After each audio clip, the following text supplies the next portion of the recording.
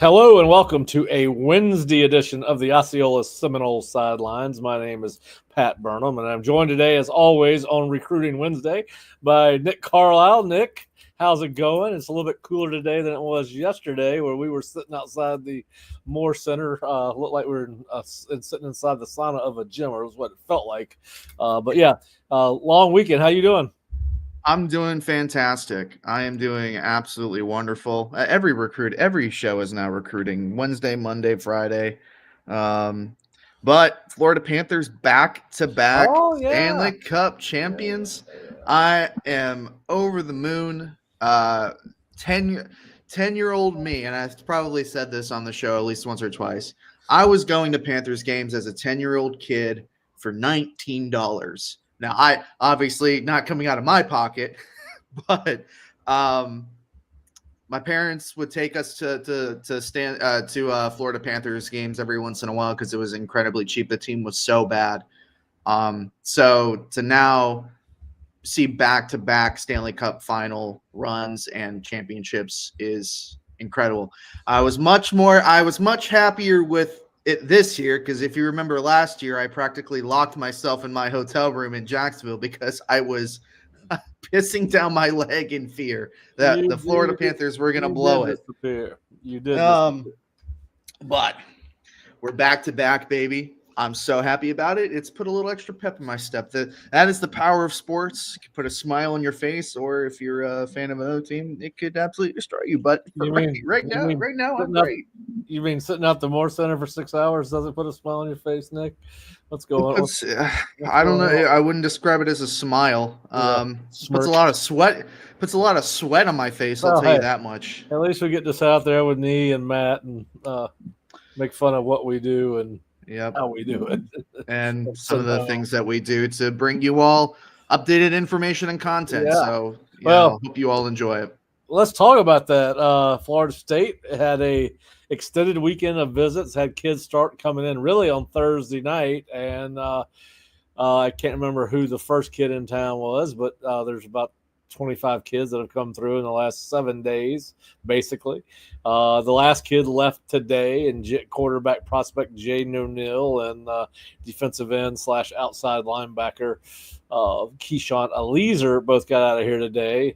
There were no midweek arrivals, meaning Wednesday arrivals, and they will have supposed to have a packed house on Friday. We'll talk a little bit more about who's going to be here on Friday, but everybody wanted Florida State to get some momentum on the recruiting trail, and that's exactly what Mike Norvell and his staff have produced over the last 4 or 5 days, with 3 commitments coming and a couple of prospects, for better or worse, that were here over the weekend that they have a little bit more clear picture of where they stand. Some of it good, some of it bad. We'll talk about that as well. But let's start. And what happened yesterday, which Florida State picked up the commitment of linebacker prospect Noah Lavalle. I believe that's how you pronounce his name. He is the brother of the linebacker from North Carolina that transferred to Florida State in January. So really, Nick, there was not any real suspense, right? He had gone to visit Ole Miss, I believe, the week before. In all my conversations with Noah, he was only going to visit those 2 schools, which was interesting to me. I don't think there was ever any real doubt about where he was going. I mean, he was probably, listen, the kid he wasn't one of those guys that was thriving for attention, right, or looking for attention. He just wanted to find a school. He identified the 2 schools that he was felt were best fits for him, which was Ole Miss and Florida State. But I think once his brother came to Florida State, it was kind of a done deal. I think he gave Ole Miss a chance to see what they could do on an official visit weekend. But at the end of the day, it's committed to Florida State. And, of course, as we will say about some of the kids that things did not go Florida State's way, there's still a lot to go. We got basically 5.5 months until these kids sign a grant and aid, whatever you want to call it, DocuSign, ink kits pen, however you want to look at Insert this. name here. Yeah, that's right. That's right. So we'll see. But do they actually even like physically sign any? I think anymore, or is it? Well, they don't sign. Just... They don't sign a national letter of intent. Well, I know that, but whatever it is, they are signing on signing day. Is yeah, that they'll sign a grant and aid, and they'll probably sign some kind of NIL deal. I still don't know how the NIL works with how you sign that, but yeah, grant and aid from the university. I think that is the official document that ties them into Florida State for at least a semester. It used to be for at least a year, but now it's just for a semester. Well, typically you get the summer semester out of these kids, and then obviously a fall, and then portal opens up and Katie bar the door. Who knows what's going to happen anywhere in college football. All right, so Lavalle, listen, I like him. I think he's a nice take. I'm not sure he's a great take. What are your thoughts on Noah as a player in this defensive system? Yeah, I kind of along the same lines as you. I think he's a good take, but where the ceiling lines up with LaValle, I think that's where the question is in terms of you need a lot of linebackers in this scheme. Florida State linebacker recruiting has not been the best over the last couple of years, so it's good to see them continue to stack players at that position. I know that you looked at his tape this morning. Shows good instincts. Maybe a little bit, I don't want to say the word liability in coverage, but I think if there's anywhere that he's weaker, it is in coverage. But he shows good motor, good ability to get to the ball, good instincts. And I like this take. And I think, I think all the natural reaction when, his older brother committed out of the transfer portal was that, okay, well, Noah's going to end up here. Well, there's still a lot of groundwork and a lot of credit to be given to Mike Norvell and formerly Randy Shanning and then John Papuchis here from recruiting LaValle for a long period of time to where it's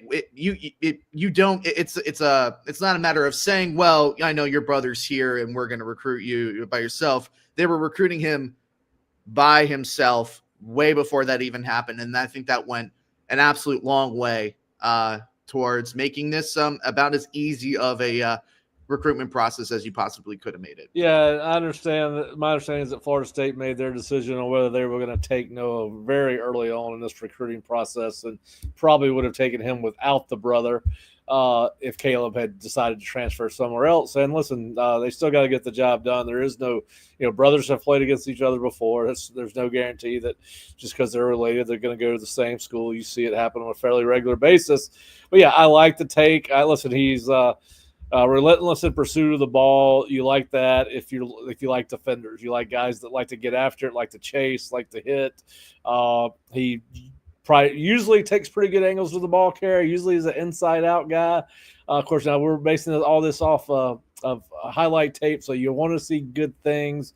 I think he runs well, not elite speed, but he's athletic enough to play in space and be very good at the high school level. We'll see how that shakes out once he's trying to tackle the Cam Davises and the Micaiah Danzys of the world out in the flat, out in the intermediate. Needs to do a better job running his feet through contact. Listen, I think that's just a developmental thing. Do it more. We do have a habit in college football and high school football of kids leave, their feet die once they engaged to tackle. And so you'd like to see him step on the toes and run through a running back. Needs to be a little bit more physical at the point of attack, taking on blocker. That will come. I put the same thing you did. I had him a little stiff in the hips in coverage. Not great change of direction, not bad, but shows the ability to run with slot receivers. So I like that. Some natural instincts for finding his way to the ball. Looks like a wheel linebacker physically to me. To move to Mike, and he's 6'2", listed at 6'2", 215. I think he will have to put on substantial size and strength. But listen, a good take. Let's you don't ever know what's going to happen until somebody gets here. We see it all the time. Guys that come in as high 4 stars, whatever the hell that means, and high 3 stars and 5 stars. Sometimes they don't pan out, but listen, people wanted momentum. They got momentum. This is a kid. I clearly there where Florida State felt it was a good fit for them. Noah clearly thinks Florida State is a good fit for him. So we'll see what happens. They still got to get into the finish line, but we think they'll do it, particularly because they have they do have the brother working for them now, right? So yeah, we'll and it's interesting because I think he has often talked about Tony White and Mike Norvell pitching him as being kind of like the stereotypical quote unquote quarterback of the defense as a Mike linebacker. I don't necessarily see Mike traits up front. I agree with you. I think he plays more so on the outside, but whatever happens with Karan Maycock and where he fits in all this, I think he's kind of a guy that's going to play on the outside in terms of linebackers too. But of course, there's kind of some versatility in all of these positions in Tony White's defense. But no, I think this is a good take. It's a very welcome take, and it's good for momentum on the trail, which obviously they got a lot of defensive recruitments in the past couple of days, which we're fixing to talk about. Yeah, listen, we'll see what happens from here. And listen, I'm not as I guess as positive about Maycock as you are. I think it's a done deal. I think he's going to Alabama, but that's just me. We'll see how. Listen, a lot of road to hoe, and let's go ahead and put our big old asterisks in front of all these conversations. A lot of stuff that's happening with Florida State in recruiting right now, good and bad, could be helped or offset by whatever happens on the playing field in 2025, because I do think the more successful they are on the field, the more these kids that are committed will sign, and the more they win, the more they'll get back in on some of these kids that maybe they're not in on right now. So, and we'll talk about some of those kids later. But listen, I was not as fired up about the defensive end take last week. I really liked these last 2 takes that I saw from Florida State over the weekend. The first one, did Tico go before? First of all, what names? Tico and Tank. Tico the Taco Crittenden, and he did have a hat on when he was leaving his official visit that said Taco. So we think that is his nickname. But then you got James Tank Carrington, which I can't remember who committed first. Let's start. It was Tank. It was Tank. So Tank committed around, I think, 2:00, 3:00 on Monday. And then Tico pulled the trigger yesterday afternoon, which it was a little bit up in the air about when Tico would pull the trigger. He did commit to Florida State during his official visit. Yeah, we knew when he left town, right? I mean, we knew when he left town. It was a silent thing, but he had already had a predetermined commitment date of July 4th. So it was really a matter of whether or not he was going to go on his official visit to Tennessee, having been committed to Florida State, or whether he was just going to say, okay, screw the commitment date. I'm going to commit now. I've made my decision. Don't need to see anything else, at least for now. And listen, if people want to know the reason why we did not report Carrington when we Crittenden, was it Tico we're talking about now? Yes, Tico. When Tico talk, they get me confused. All right, so the reason we didn't report is because we found out about his commitment from another prospect, and we did not as a group. And I think the other 2 sites did that. I don't think anybody ran with it. We were going to let him do it. The entire beat knew about the commitment, but we were led on to that commitment by someone other than Tico. So we wanted him to enjoy his moment. Luckily, everyone kept their word to the kid. No one leaked it, although, we put in future casts and crystal balls, and that was our way of telling people that wink, nudge, and that's about all. Some of our future casts and crystal balls are more definitive than others. And Tico's was definitely that. Now listen, I had not watched a ton of tape on Tico, so I turned it back this morning.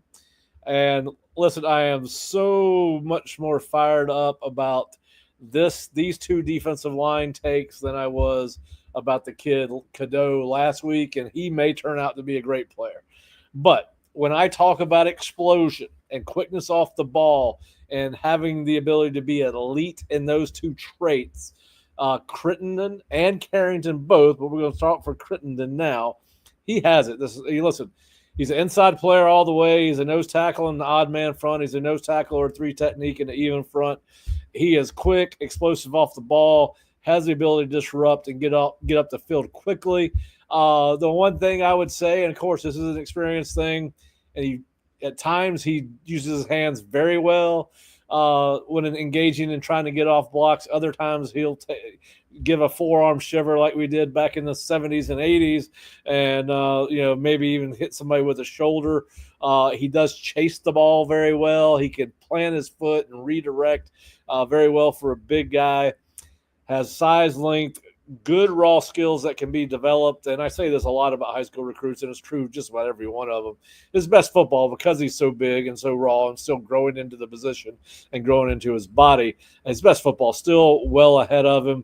I think he can be a 3-down defensive tackle, because when you watch, I think he's a guy that can develop into a disruptive interior pass rusher. Quite frankly, I was not tracking on this kid as well as some of the others, but once I turned on the film again this morning, I kind of got fired up a little bit about this one comparatively to some of the other tapes I had watched on some other defensive ends and defensive tackles. When you could see this kid, who I believe he's about 6'5", he looks 6'4", 6'5". He's got. We have him at 6'5", 290. Yeah, and he looks the part on film, and so that was fun. What are your thoughts on Crittenden?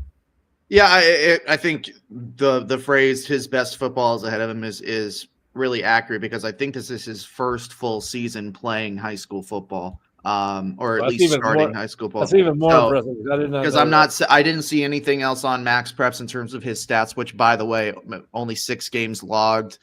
15 tackles for loss, 25 total tackles as an interior guy, and a sack and a couple of forced fumbles, I believe, as well. So he was productive in a shortened amount of playing time. I don't know if he got hurt or what have you, but I'm also not seeing any other highlights for any previous seasons. So it looks like he's kind of just coming into his own right now, and his recruitment blew up towards the end of last year. I think around October is when Georgia was the first school to offer him. So I think Lithonia is relatively close, as are many places, to Athens, Georgia.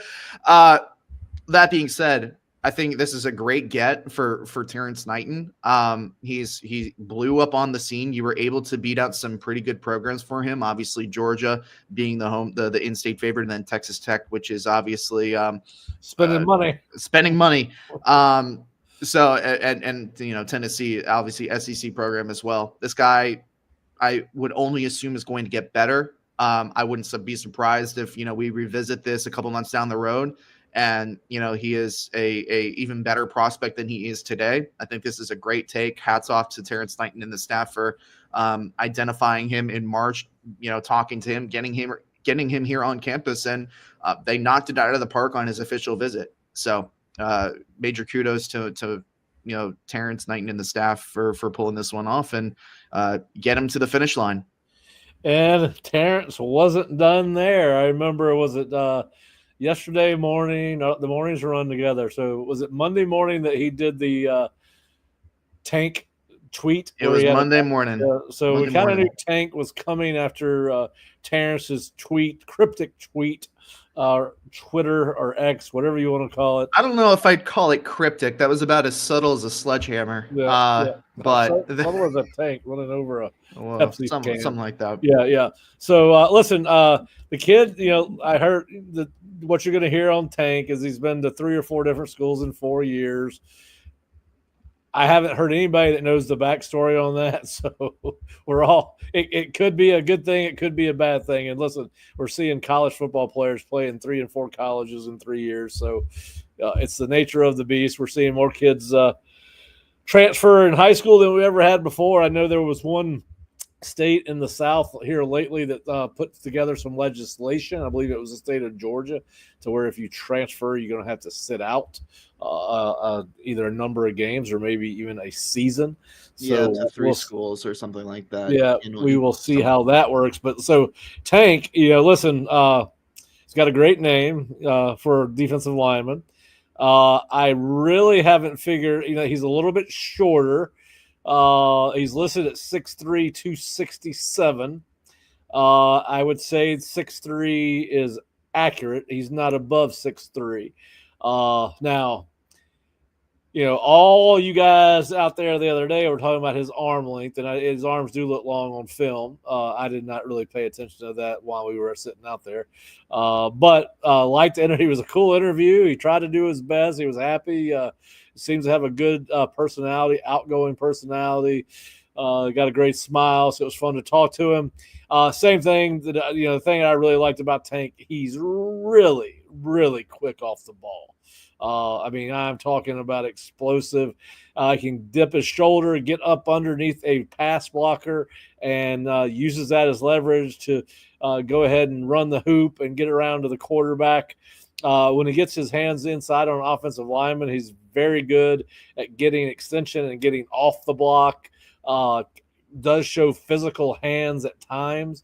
Listen, when he uses proper leverage and technique, he's hard to block versus run or pass in high school. And this was off sophomore tape. I could not find junior tape on Tank. So all this is off sophomore Tank. So if you just think that he's a year bigger and a year stronger, and I think he was at Bishop Gorman in Las Vegas last year. I think that's where he was at high school. He's in California now. So this is a name we'd heard a while back. He was a former five. Somebody had him rated as a 5-star at some point. We did. He's now a 3-star. I think a lot of I think all the recruiting services did actually. So let's just call him a 4-star and be done with it. But his film, at least his sophomore film, showed traits of being an elite defensive line prospect, maybe a little bit undersized. I do think he's a guy that could probably play 3 technique or strong side defensive end right now, depending on whether they're in the odd or even man front. I don't think he's a nose tackle at this point, even though his size would probably right there in the middle, being a little lower center of gravity guy, even though 6'3" is still pretty big. I had him more at 6'2" and a half-ish. He wasn't that much taller than I am. Had me by a small margin. But I really like these last 2 defensive line pickups. Yeah, absolutely. And, as far as the red flags or whatever, in terms of going to multiple high schools, he's been to high schools in Georgia, Maryland, Las Vegas, and now California. That is something to be relatively concerned about. But in terms of like what this means in terms of where he's been and where he's going to go, kids are allowed to mature. Kids are allowed to figure this out, and when you look at what Florida State is getting in the player here, and in terms of how difficult it was to acquire them, the recruitment was practically wide open. You slide right in and get who is considered right now to be a 3-star player, but at one point we had 5-star upside or assumed to be 5-star potential. Because I think that also played a part of it. I think, rankings can often be a projection more than actuality. And the projection was, okay, as a freshman, he's going to be he was labeled as a top 10 prospect. He's going to get bigger, going to get stronger. The body didn't get there, but the explosiveness and the reach that you see on film is seriously impressive for this kid. So I would not be surprised if we look down the road 4 or 5 months from now, or even a couple years down the road, and say, wow, like this was a really good pickup for Florida State. And they were not concerned by, maybe some of the other things that other programs fell off on about. And I saw a couple of people saying, well, he's been to a couple of high schools. The kid has commitment issues. And there's no way we get him to signing day. I don't think anybody is safe in modern day college football until signing day. Like, you kind of just need to park that for what it is, take the kid at face value, and not be surprised if it doesn't work out, but assume and hope that it's going to work out. Well, and listen, I think you have to also, there's some nuance to his transferring, right? This is not a kid who has lived in the same town and played in 3 different schools in the same town. He has not played at Tallahassee Lincoln, then Tallahassee Godby, then Tallahassee Rickards. He has lived in, I believe, Maryland, Georgia, Las Vegas, and now California. So that's why I don't think anybody really understands the backstory. I think we're jumping to assumptions when we say that there's something nefarious about all these transfers. It's 4 different states. 3 or 4 different states in 4 years. It's not 4 different schools in the same area. It's not even 4 different schools in Atlanta area where maybe a dad or mom gets relocated. They have to move from one side of the. It's not even that. So we'll see. We'll find out. And listen, I saw a couple comments on the board. I hope we keep him. Listen, we'll see. All these guys are open to changing their minds, whether they're committed to Florida State or committed elsewhere, and we will see flips and that thing happen. Yep. I'm sure with Florida State's class and other classes around the country. But yeah, I really like Tank and Tico's pickup. I think what you want to see when you turn on a high school tape and you're going to play at Florida State's level is you want to see a guy, particularly on the offense and defensive line, where he dominates his opponent. He's certainly from a physicality standpoint and ability standpoint.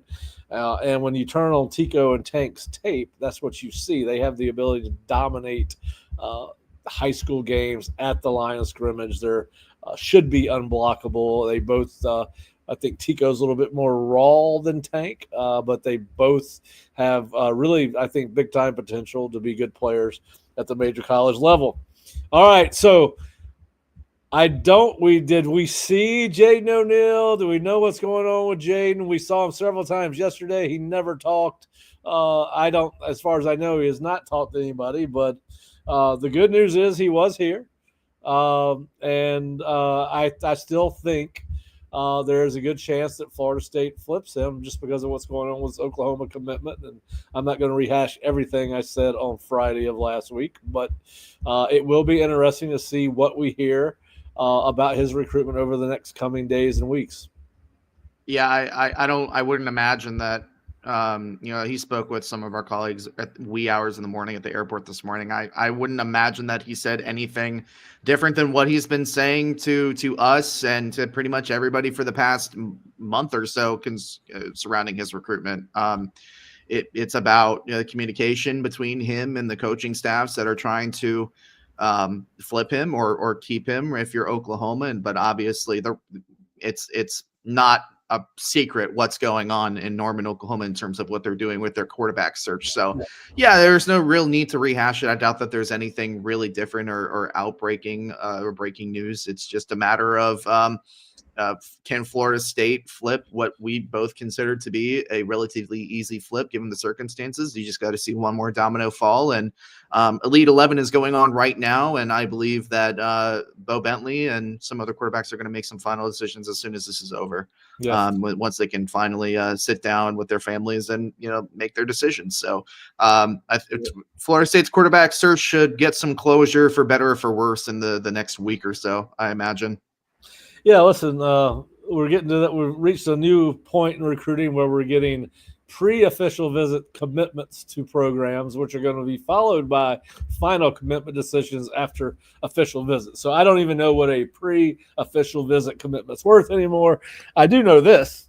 Florida State was glad to get Darion Williams on campus this past weekend because he has decided to shut down his recruitment. And there were rumors for months, especially when he had not been on Florida State's campus a bunch, that he was going to be a Florida flip. And whatever happened on this official visit this past weekend certainly seems to have shut that down.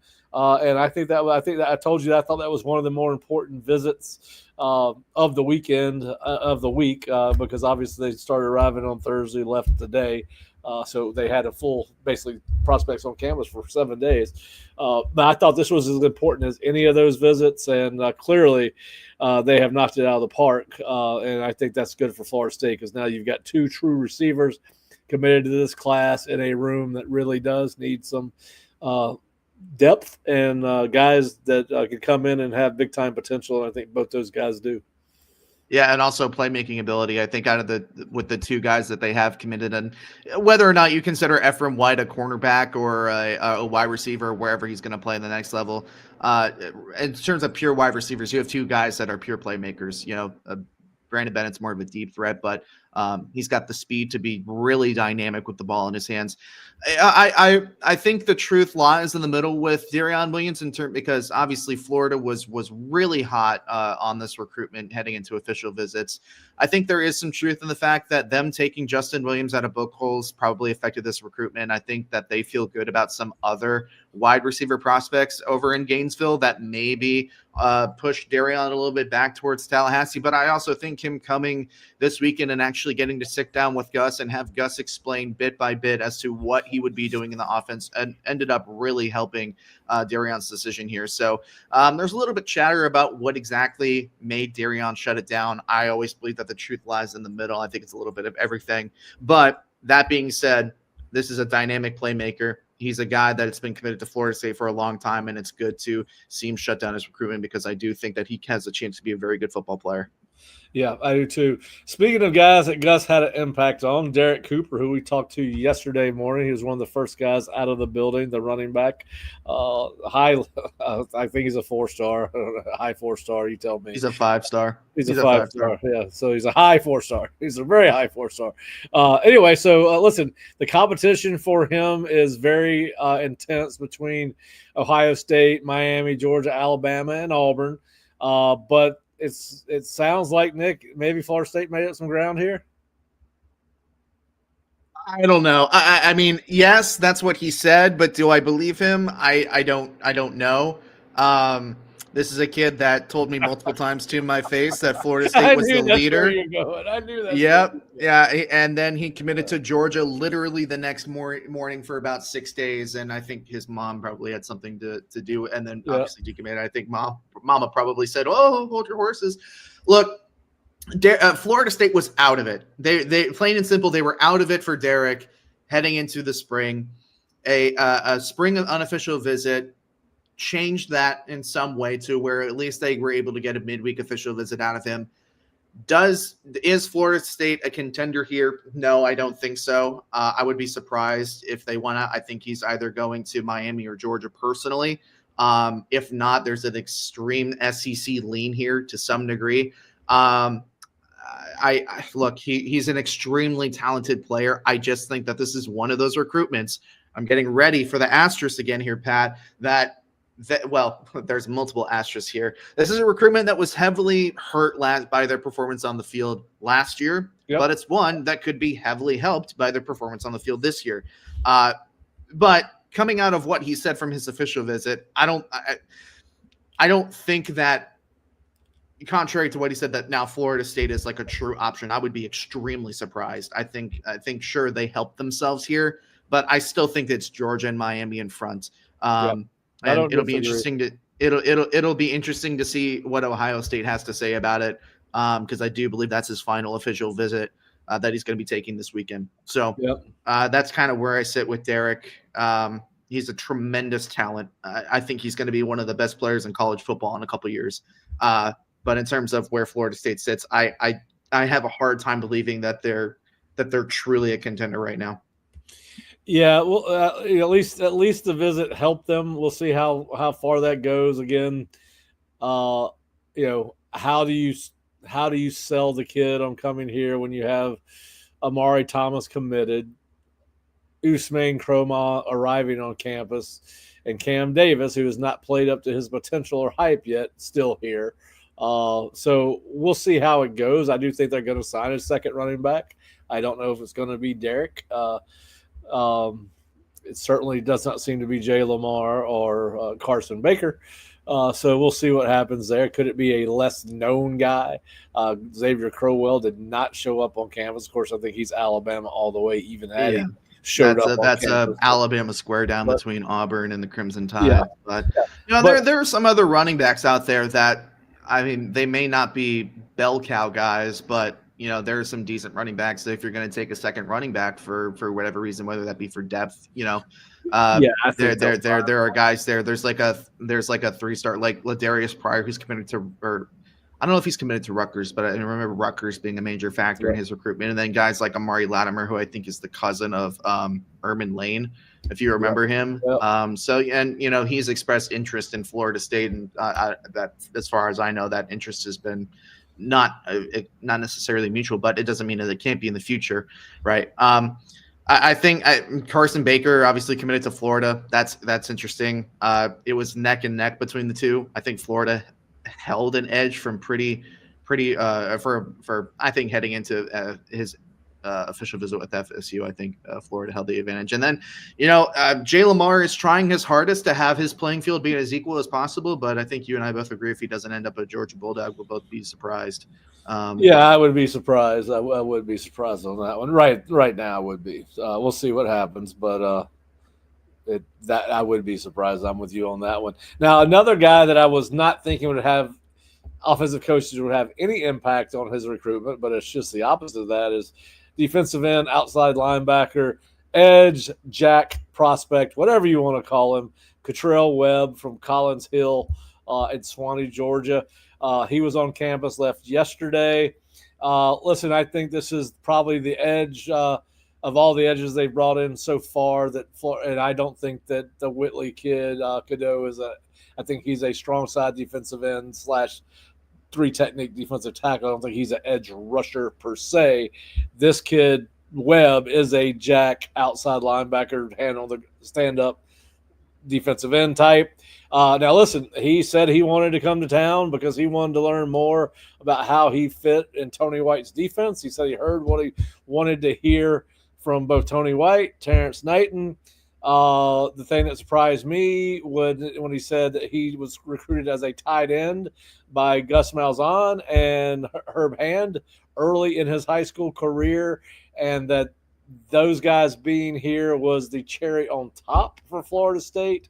And it looks like they're in this with Purdue and Indiana. And I think I put in my future cash for Cottrell this morning. I think if Florida State, if he is a take for this staff, he will be a part of this class pretty soon. Bill, I'll wait and see who's dressed out for game one. So Bill's going to wait 18. Bill, you got 18 months to wait on that, Bill. Yeah, we'll see. I agree with you. I understand all the – listen, I think Nick and I'll be honest with you, with everyone that covers recruiting, we understand how the fans feel. In a lot of ways, we feel the same way. What does a commitment mean with NIL? How long is a kid going to stick around? But the way I look at it, you can't worry about a kid leaving until he gets here, right? So you can't cry over something you didn't have. So there's a lot of things to go to. But I get everyone's apprehension to modern day recruiting with NIL and portal. I really do, because you don't know how long somebody's going to stick around. But I think they got a good chance to. Right now, you said it's right for Cottrell. It's between FSU and Purdue, with Indiana, I think, as an outside shot. But I do think, obviously, his relationship with Malzahn, Herb Hand, and Tim Harris Jr. goes back to when he was in 8th grade. I think that works to Florida State's advantage. Clearly, what he heard from the defensive coaches was impressive, and he said that he will make his decision within a week or so. I would think that he is probably going to end up at Florida State if he is indeed a take and high enough up on their board that they don't think someone else is going to circle back on him. So, good weekend for Cottrell, and we'll see what happens there. I know that you talked to Jason Lopez, a two-sport athlete who was on campus for a while this weekend, plays basketball and baseball. As fate would have it, we saw Luke Laux on campus yesterday. I should have asked him about Jason, but I did not. Of course, they can't comment on. Well, off the record, they can. But anyway, seems like he had a good weekend with both programs. Yeah, absolutely. And I think this was one of my most important visits for the weekend, if I remember correctly, just in terms of, what Florida State needed to do to, be really contend with Miami in this recruitment, because he was supposed to get here in April. That didn't happen due to the events on campus. So you had a lot to unpack with his visit on campus this weekend that I think Florida State accomplished, and Jason Lopez ultimately said, Florida State did a really good job. I was really interested in kind of how they were attacking his recruitment and see if, because we know that basketball is going to be a major factor in it. It is his dream to be a dual sport athlete. And Florida State really leaned into that. You have a lot of great prominent underclassmen examples in Makai Dancy and BJ Gibson who are playing dual sports at Florida State and are having a lot of success on it. That should be extremely attractive. I don't know necessarily how basketball fits into that, because obviously baseball and track are spring sports, so you can kind of balance that out a little bit better. I don't know how you would be able to balance football and basketball, considering that there is a lot of overlap there. But, with that being said, I think Florida State did exactly what they needed to this weekend. Still think it's going to be a tight battle between Florida State and Miami. I did ask him whether or not Miami was, and I didn't specifically ask about Miami, but I just said in general, are any other programs attacking this the same way, to where you definitely positively have a committable offer in basketball as well? He said that pretty much all of his finalists have given him that offer in basketball as well. I still think it's a Florida State Miami battle, but they've done enough this weekend to put themselves in the conversation and make this a true battle between Miami and themselves. Yeah, Miami's going to sell them on being the next Restrepo. I know what they're going to do. We'll see how that works out. Listen, and that's a selling point for sure. That's a selling point for sure. And listen, Florida State, good offense, can stay right in there with them, and I think that's what it's going to take. But great athlete. I know Fish is big on him. Fish has seen him a lot in person, and Fish is really high on the kid. And Fish is not always right, but I think he's probably right on this one. All right, so another kid I think they really helped their stock with coming out this weekend is Xavier Tiller, the tight end. Listen, it's Alabama, Auburn, and Florida State. He is from Langston Hughes High School. The thing that stood out to me, and of course, I don't know the kid that well. His last comment to us before he left was, "Y'all are going to be shocked, but it's coming soon," talking about his decision and his commitment. The only school that would shock me out of the three would be Florida State, right? Because everyone has assumed a number of times that he's been at Auburn, that Auburn is the leader for this kid. But he does have a good relationship with Norvell and with Chris Thompson.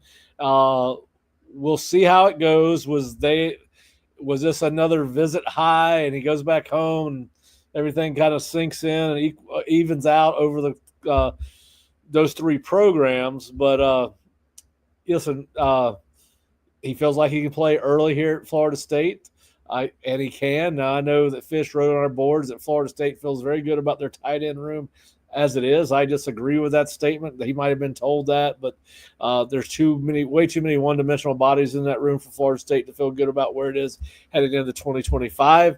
They've got a chance to improve it with adding a guy like Tiller in 2026. But that was my take on his comment. Now, we'll find out whether that was the official visit high talking or whether that weekend has some sustainability and will carry itself out for his commitment this summer and eventual signature in December. But he really did. Of course, this kid had been committed to Texas A&M, and then they were out.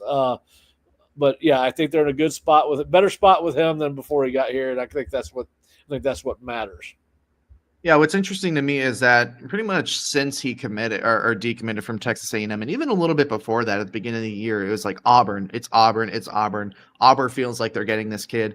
Yet we find ourselves here in June, and there's still no commitment for Auburn. And it's interesting that Alabama is also in play here. And his comments after his visit did perk, I think, both of our ears. I think what Xavier does provide is he provides a skill set and a body type that maybe is a marriage between some of the guys that they have in the room right now. Obviously, I think I know that Florida State really, really likes Chase Lofton, but let's be honest about what he is. He's a pass catching tight end, and that's not saying that Xavier is not, but I think he's a little bit more in the middle and probably more akin to what they probably are looking for. And I think if Florida State had to choose between two of their tight end targets right now in terms of who they really, really want, I think it's Heze Kent and I think it's Tiller.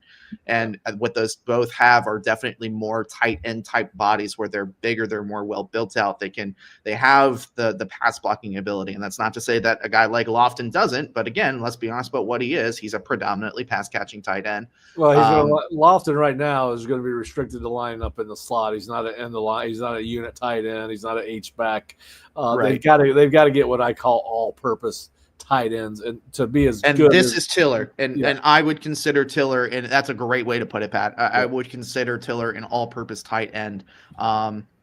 So it's going to be interesting to see. I think that there may be something to, and who knows, the kid may end up committing to Auburn. But the fact that Auburn has been confident about this recruitment for so long, and Auburn has felt like they were the leader for so long, and here we are in June, 6 months later, and why hasn't the trigger been pulled yet?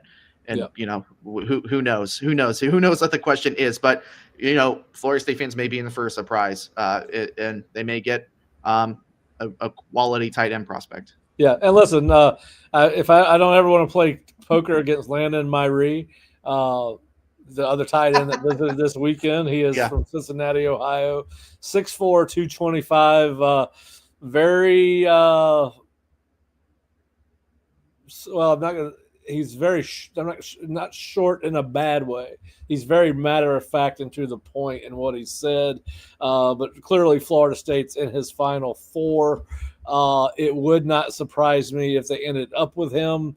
His recruitment has been funny. He's gone to Baylor, Arizona State, Florida State, and trying to think of who the fourth official visit was with. Was it Washington? Was it Washington? Washington. Yeah, he's going to Washington this weekend. So he did say that he is going. He said going into the Washington visit, all schools were neck and neck, and he was going to sit down with his family and do a thorough evaluation of all four schools. That he was going to let the highs of these visits wear off, and then what was the best decision for he and his family moving forward.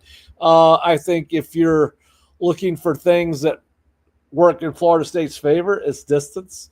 It's a plane flight for his parents, no matter where they go, because he's from Cincinnati. And listen, we know that some of these NIL deals that kids are going to sign are going to be for flights for their parents back and forth. We're already starting to hear talk of that. These things are going to be negotiated. So I don't guess it really matters. They're going to be an airplane flight away regardless. But Tallahassee is the closest of the four schools that he's visited from his parents. So we'll see how that goes. But he was a kid that was harder to read. He thinks he would thrive in their system. So, and I think he's another kid that could play in the slot and also line up and be an effective blocker in Gus Malzahn's offense. All right, so the only other guy I've got that had potentially good news, Nick, is Jamarian Matthews, the edge defensive end from Georgia who's committed to Alabama. He said Florida State did help themselves with this visit. I don't see this ended up in a flip, but you don't ever know. But this kid did ask him point blank, did Florida State help themselves with this visit? He was very emphatic, and he just said yes. And he said Florida State will be a finalist for me. They actually did good this weekend, so we'll see what happens. But he's going to Tennessee this weekend. The one thing I liked about what this kid said is once he makes his commitment to whomever out of those 4 or 5 schools, Alabama, Tennessee, Florida State, I believe Auburn's in there involved with him somehow, some way. I could be wrong about that. I think Jamarian will shut it down. Yeah, he was at Auburn. I was right about that.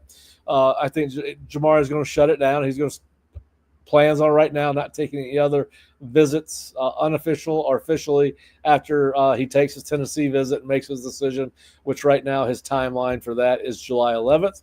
We'll see how that plays out. Anybody else, Nick, on the positive side of things that stuck out to you? Oh, I'd have to go. There's been a lot of visitors this past weekend. Yeah. I gotta go back and here. Let's get into the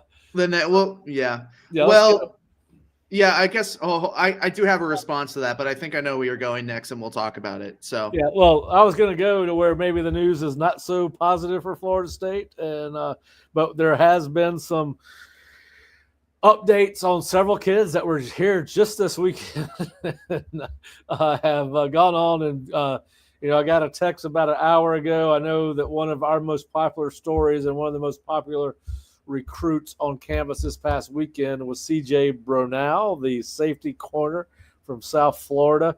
A lot of people thought Florida State was going to flip him from Nebraska. I have been told within the last 2 hours, and it may have happened while we're on the show, that CJ will be committed to the Florida Gators before this day is out.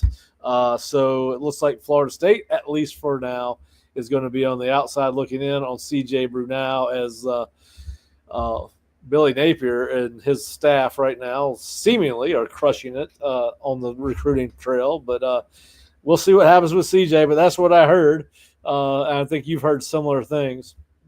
Yeah, I put in a future cast for Florida last night. Once he decommitted, I did a little research and found out that he was unofficially visiting Florida. So it doesn't take that much of a rocket scientist to put 2 and 2 together there. I would assume he's going to be a Florida Gator by at least, I don't know if at the end of the day, but very, very soon. Obviously, we talked about this with his story and kind of previewing this visit. What Florida State did have going for them was the relationships that Brownell had with Tony White and Evan Cooper.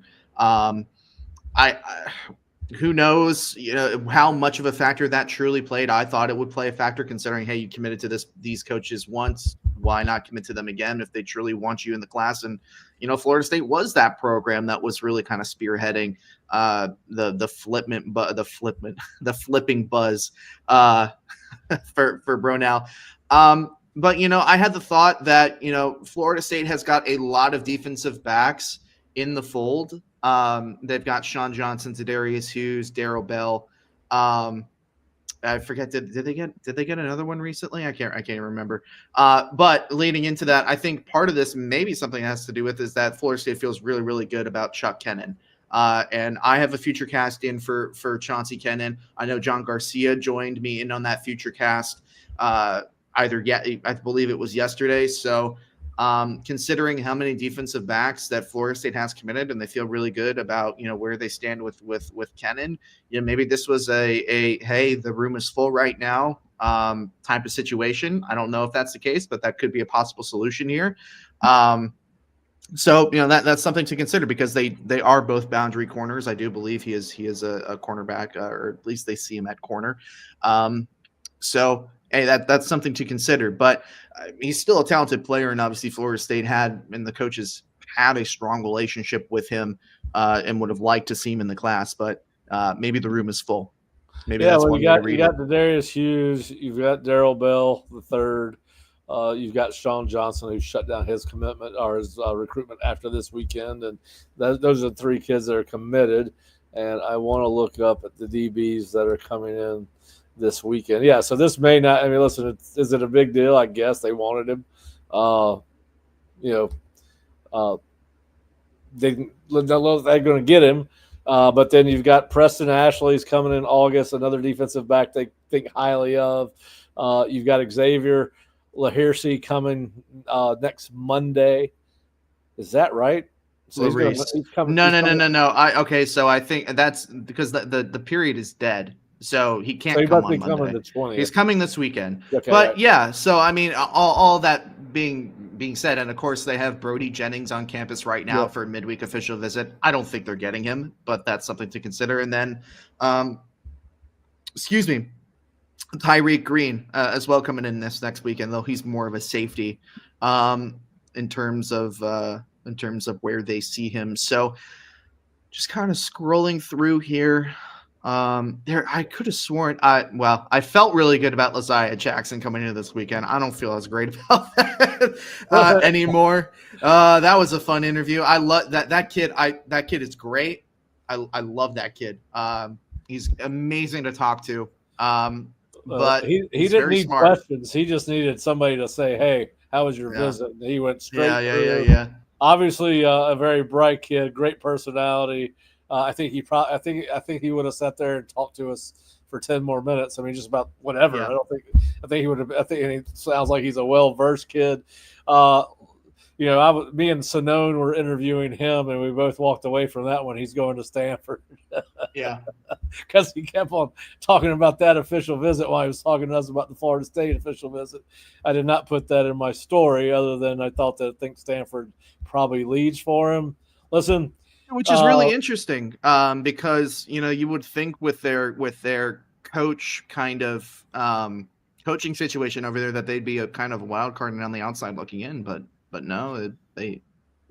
the other thing he said that I think keeps Florida State in it, as he mentioned the fact that his mother, and I'm assuming he was referencing the Stanford comment that his mother was, didn't want to see him. She was going to miss him if he went that far away from home. And my response to him was, "Hey, your mother's going to miss you when you're 30 and living wherever you're living."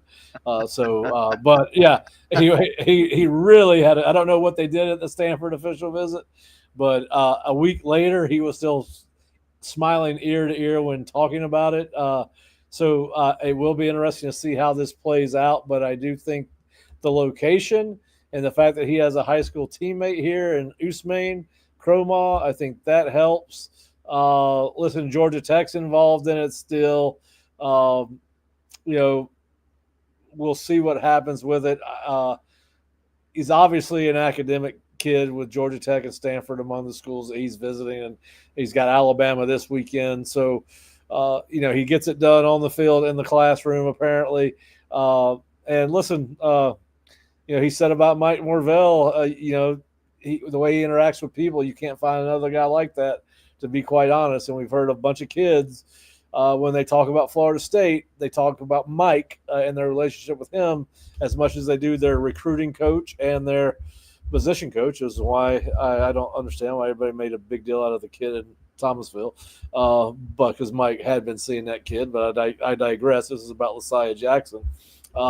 We can't circle around on that. Not again. Yeah, not again. I stopped myself. Oh my God, the hours that we spent talking about that. Move on. So anyway, right now I got Lasiah going to Stanford. If you were going to put a gun to my head and say, tell me where you think he's going.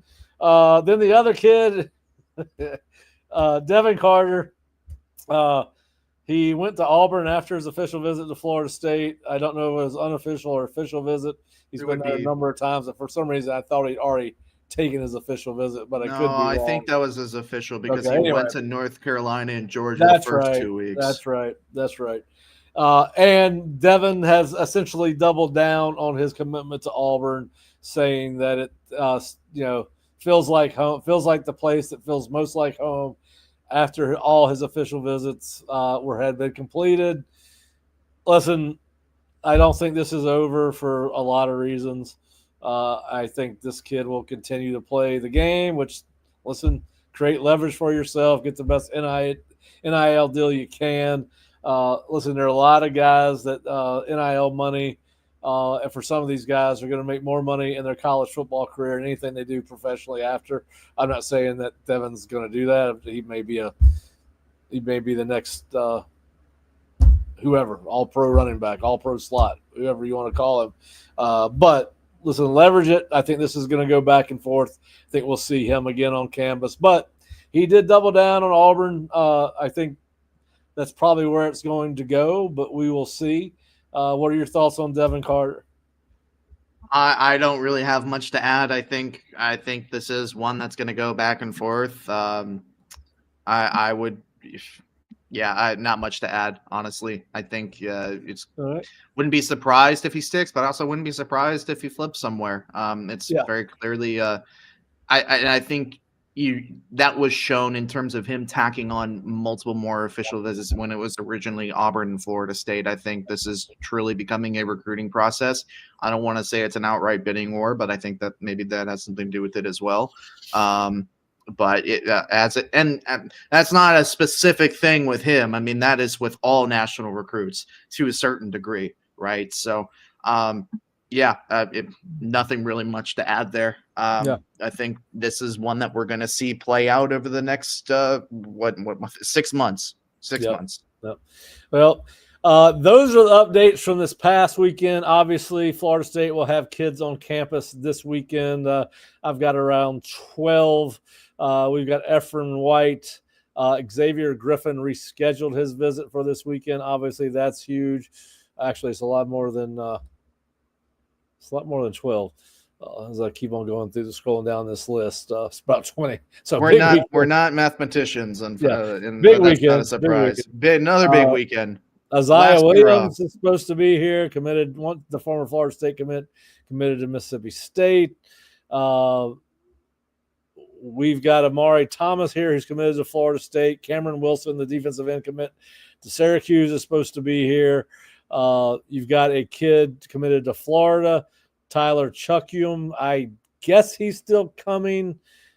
I'll have to check. I think that one's was up in the air. getting canceled.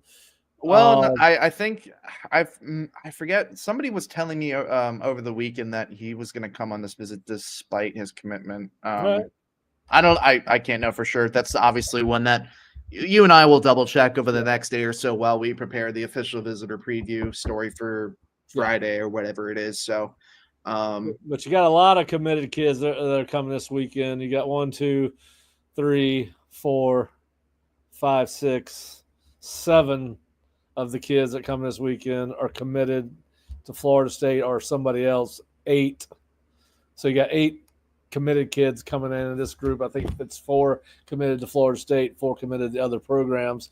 So we'll see how that pans out, but we will have a written preview for you on Friday morning of who is coming in. And obviously we will do if we're not at the Moore Center, we will do a show for you at 3 o'clock talking about each kid and informing you on what the latest is after official visits from this weekend on their recruiting processes.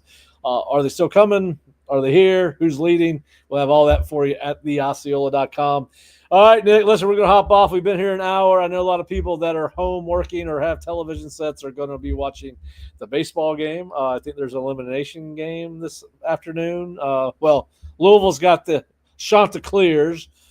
Louisville wins. They play the Chanticleers again. And I think it's the same thing with LSU and Arkansas. Arkansas has to beat LSU twice. And Louisville's got to beat Coastal Carolina twice to get to the college baseball finals. Hey, by the way, do we really need to have it MCWS?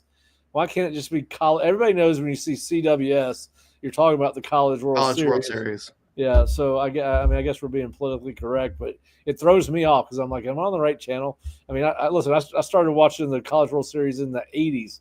For guys my age, it's always been the CWS, and it always will be. Is that a change from this year? I think so. I don't ever recall seeing it before, but now even on the umpires' hats, it's MCWS. I noticed that, but we were talking about this the other day. Can't remember who I was talking to, but yeah. So enjoy the World Series if you're at home watching it. I don't know. We will be back on Friday, more than likely, to preview that this particular weekend. Obviously, we will have post-visit reports on Sunday. You can get all our post-visit reports from this past weekend and early this week if you go to theosceola.com or floridastate.rivals.com. It'll take you to the same place, and then we will close out official visit season on Friday, Saturday, and Sunday, and we will have all the post visit reports for that on Sunday, Monday, and Tuesday of next week as we get ready to head in to we're almost to July, man. We're going into dead period next week. So yeah, a long 2-month dead period. Yeah, so things will calm down a little bit, and I don't think anybody can go anywhere. Did they not have the little 3-day window like they did last summer? They're not doing that this time around? I don't think they're doing that this time. I know they had a little 3-day window at the end of June last year where they brought people in for one more elite camp. But nevertheless, if we'll have our reporting on this weekend and go from there. All right, Nick. Well, man, have a good afternoon. Do not.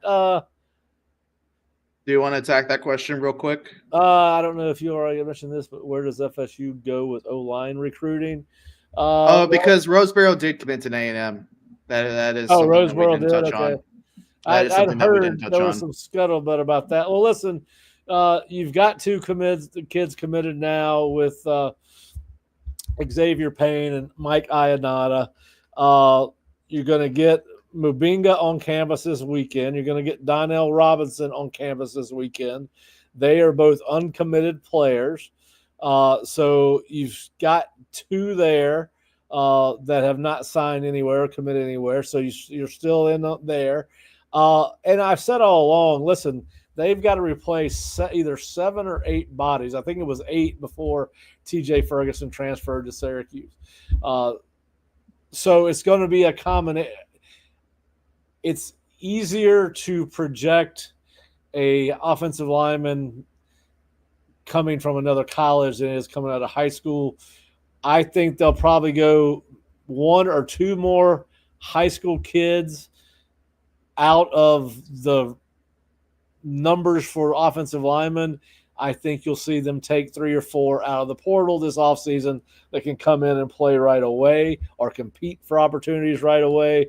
But you do have, and I think we'll probably see some in season. I don't think Kamari Blair ever showed up. I think they're out of it with him.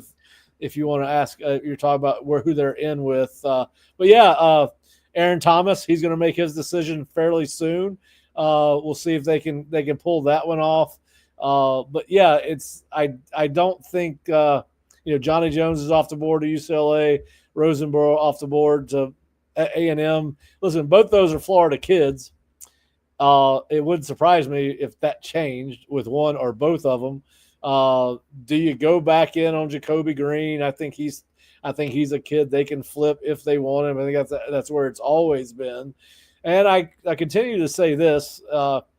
I think where you find diamonds in the rough in high school at the high school ranks are particularly on the offensive line is kids that have a chance to develop late, right?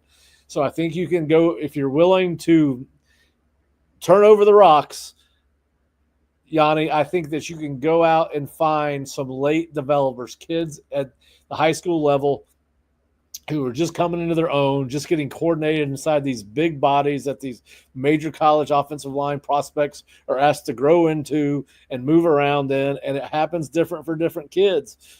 So I do think that we'll see new guys on FSU's offensive line board because Herb is obviously a tireless recruiter. I do think you could see them get back involved with some of these kids and, flip. It wouldn't surprise me if we saw some kids flip during the season, again, depending on what Florida State does on the football field. So I think they're going to go, if I had to guess, I'm going to go 4 high school offensive linemen and 4 portal offensive linemen to replace the 8 bodies that are leaving. Nick, what do you think?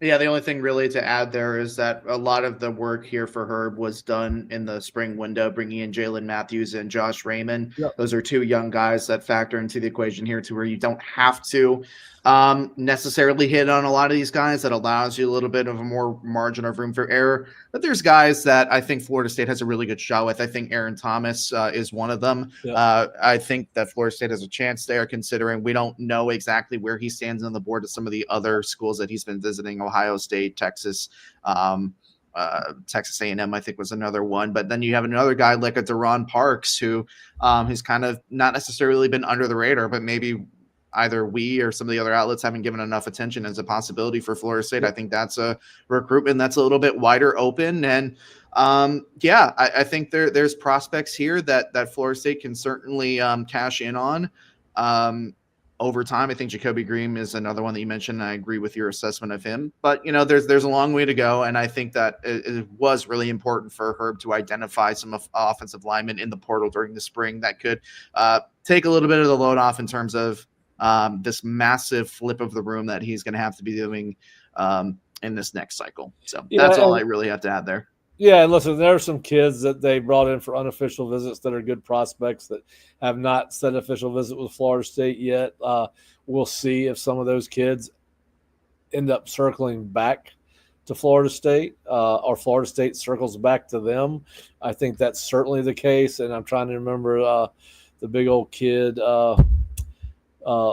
golly, his that name narrows it down. Tip of my tongue. It's on the tip of my tongue, and I cannot find him. But like a George Hasiadas who's committed to Vandy. Do you go back up on him? Now, I don't think they will because he's a guard. I think they got plenty of guards, but I do think you could go back and circle back to some of these tackle type bodies that they did not bring in on official visits yet. Whether it's a Breck Colajay, somebody like that, right? Somebody that was brought in early in the process. And do you flip one of these other guys if you're having a successful season? We'll see. Listen, they were shot for offensive linemen. They were shopping in the deep end. I mean, they were going after some of the best players in the country, best prospects, your Chancellor Campbells of the world, Bear McWhorters. So he was going big game hunting in his first season in Tallahassee. And again, if you can show that Florida State's got a competent offense, competent players, but a lot of these offensive line recruits and recruits at large that follow Florida State and being recruited by Florida State, they want to see Florida State prove it on the field because the offensive line was so inept last year, which caused issues at the quarterback position, and obviously was not the playmaking offense that we've become accustomed to seeing Mike Norvell's offense produce.